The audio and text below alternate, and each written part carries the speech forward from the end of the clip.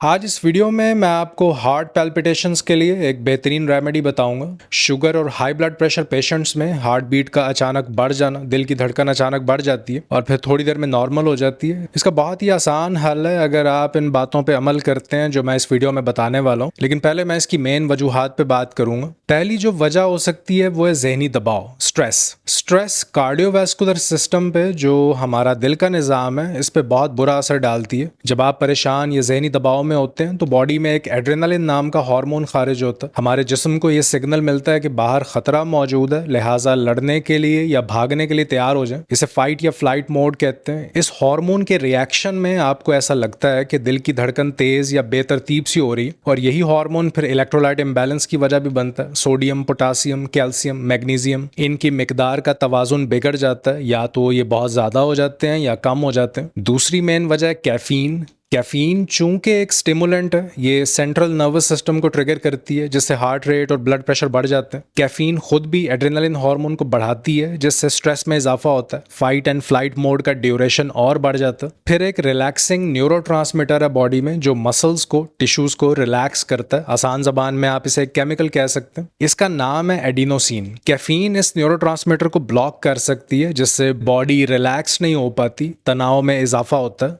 तो कॉफ़ी का इस्तेमाल आप ज़्यादा ना करें। मैं खुद दिन में 1 कप से ज़्यादा कॉफ़ी नहीं पीता हूँ। अक्सर नौजवान, इवन मैं खुद भी कॉलेज के दिनों में बहुत ज़्यादा कॉफ़ी पीता था, लेकिन अब ऐसा नहीं है। मुझे लगता है कि हमें दूसरों की गलतियों से सबक सीखना चाहिए। तो इससे पहले कि आपको कोई सेहत का बड़ा मसला हो, कॉफ़ी की मिकदार आप कम कर दें। तीसरी चीज़ है ग्लूटन एक प्रोटीन है, ये गंदम में होती है, और ये वाहिद प्रोटीन है जो जिस्म में हजम नहीं हो पाती, मैदे को मुतासिर करती है, और जो कुछ मैदे में हो रहा होता है वही दिमाग और दिल पे भी असरअंदाज होता है। ये सारे बॉडी ऑर्गन्स, दिल, जिगर, डाइजेस्टिव सिस्टम करीब करीबी होते हैं, एक दूसरे के साथ कनेक्टेड होते हैं, डायरेक्टली या फिर हार्मोनली। और अगर फैटी लिवर है तो इससे मामला मजीद खराब हो सकते हैं। टिश्यूज का साइज बढ़ जाता है, जिससे गॉल ब्लैडर कंजेस्टेड हो जाता है, बाइल फ्लो रुक जाता है, और ये भी हार्ट पैल्पिटेशंस की वजह बन सकता है। फिर कुछ फूड एलर्जीज भी हैं। अगर आप कुछ ऐसा खा लें जिससे बॉडी एलर्जिक है तो इसके रिएक्शन की वजह से पल्स रेट बढ़ जाता है। तो फूड एलर्जीज का भी इससे ताल्लुक है, और ये गैस्ट्रोकार्डियक सिंड्रोम में आता है। गैस्ट्रो का मतलब पेट और कार्डियक मतलब दिल। और इसकी सिम्टम्स में सिर्फ हार्ट पैल्पिटेशंस ही शामिल नहीं है। सीने में जलन, गैस, ब्लोटिंग, कब्ज,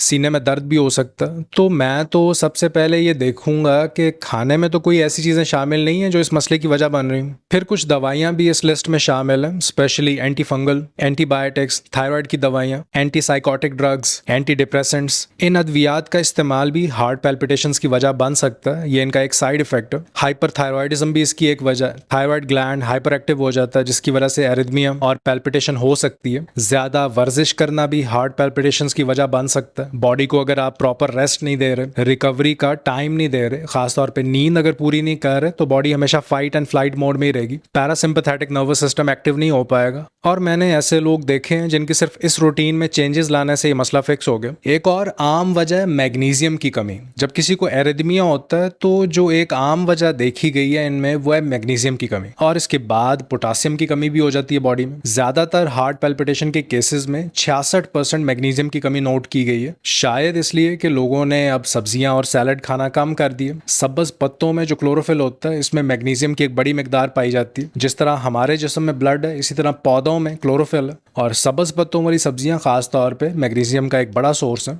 एक एवरेज इंसान को एक बड़ा बोल सैलेड का तो जरूर खाना चाहिए। अब जो खाना हमें दिया जा रहा है उसमें रिफाइंड ऑयल्स, रिफाइंड कार्बोहाइड्रेट्स और शुगर की भरमार है। मैग्नीशियम ना होने के बराबर है, और हो सकता है कि आपके ब्लड टेस्ट में भी मैग्नीशियम लेवल नॉर्मल नजर आए, लेकिन 99.8% जो मैग्नीशियम है ओवरऑल बॉडी में वो सेल के अंदर होता है, ना कि ब्लड में। फिर अगर आप ब्लड प्रेशर और शुगर की दवाइयां ले रहे हैं तो ये भी मैग्नीशियम की कमी कर देती हैं। मैं ये नहीं कह रहा हूँ कि दवाइयाँ लेना बंद कर दें, मैं सिर्फ ये बात आपके इल्म में लाना चाह रहा हूँ। स्ट्रेस भी मैग्नीशियम की कमी करती है। रोजाना एटलीस्ट एक बड़ा बोल सैलड का तो आप जरूर खाएं। पालक, केल, सरसों का साग, मेथी, चुकंदर और शलजम के पत्ते, मूली के पत्ते, ये सब मैग्नीशियम रिच सब्जियां। आप सप्लीमेंट्स भी इस्तेमाल कर सकते हैं। मैग्नीशियम ग्लाइसिनेट मैं रेकमेंड करता हूँ। और ये लाइफस्टाइल चेंज है, इसका फर्क आपको रातों रात नहीं नजर आएगा, कुछ हफ्ते लगेंगे। और ये बहुत अहम मौजू है, बहुत आम है, और मैं समझता हूँ कि अगर आप इन बातों पे अमल करें तो आप इस मसले को बहुत आसानी से हल कर सकते हैं।